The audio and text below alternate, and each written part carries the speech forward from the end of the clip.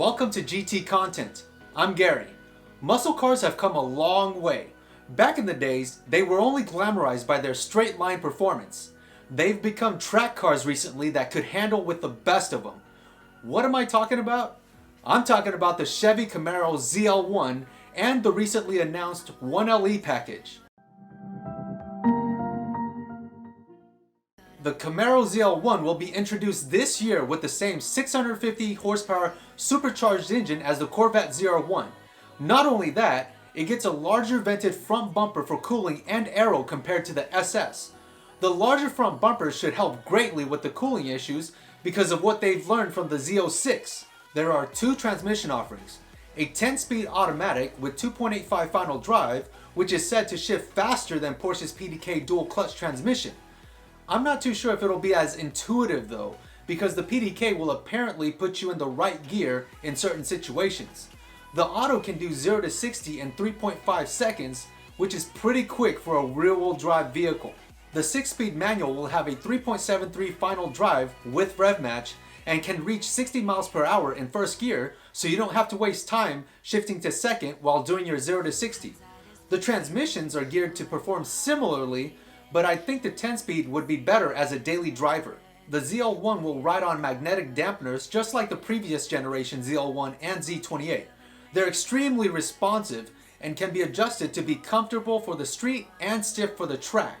The forged aluminum wheels are fitted with specifically designed Goodyear Eagle F1 Supercar 3 tires. Checking them out at TireRack.com, these tires can be quite expensive for a set. Brembo calipers and steel rotors can be found at all four corners. I think it's a smart move because ceramic rotors are extremely expensive and may not be necessary.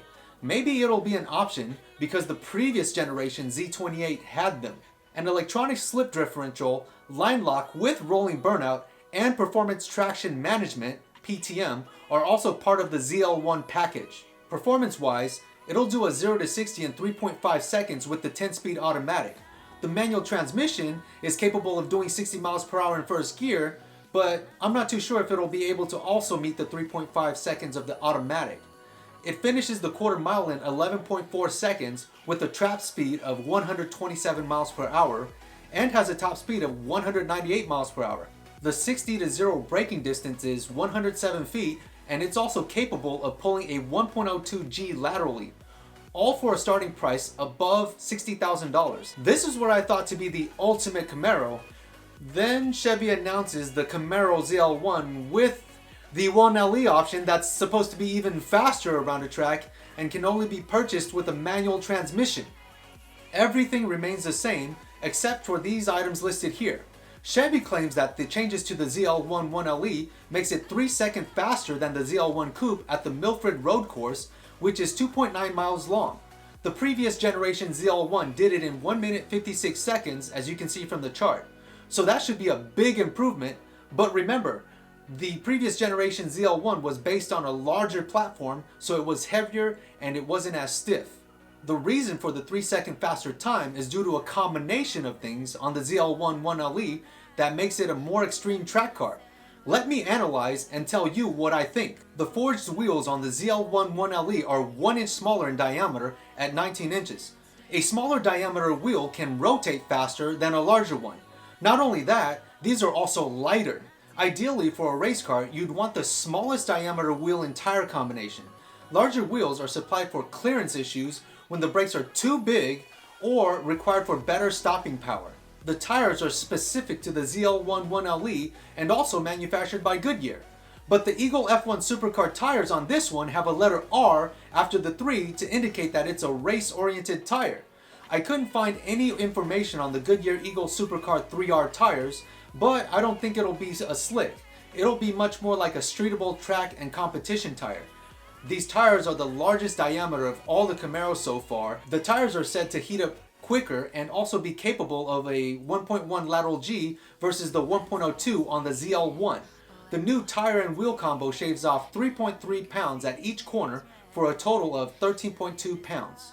The front and rear wheel and tire diameters are reduced by half an inch, effectively changing the gearing and allowing the ZL1 1LE to accelerate slightly faster.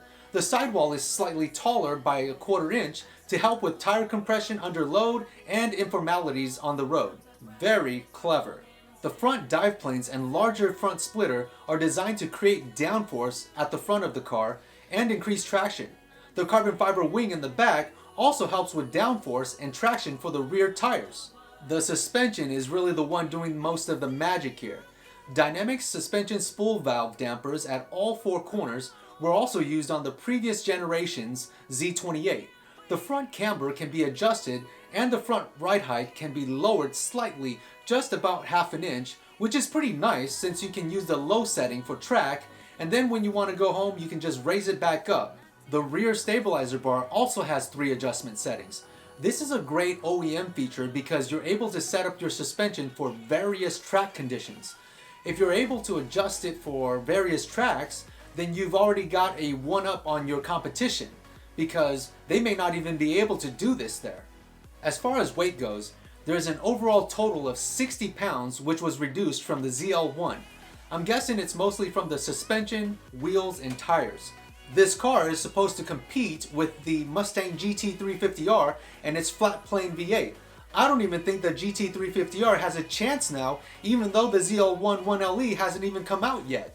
The price would also make it compete with a Hellcat, but that car can't really handle. The Corvette Stingray would be too, but that's not really the target of this car. Some things to think about. Will Chevy offer a Z28 variant now since there is a Zl1 1Le?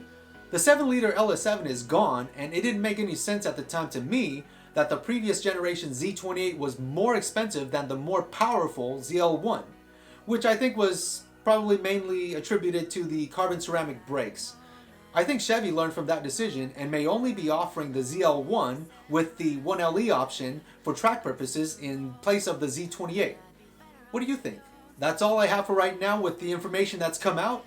Like and subscribe for future content, and check out my current videos. I'll see you in the next one.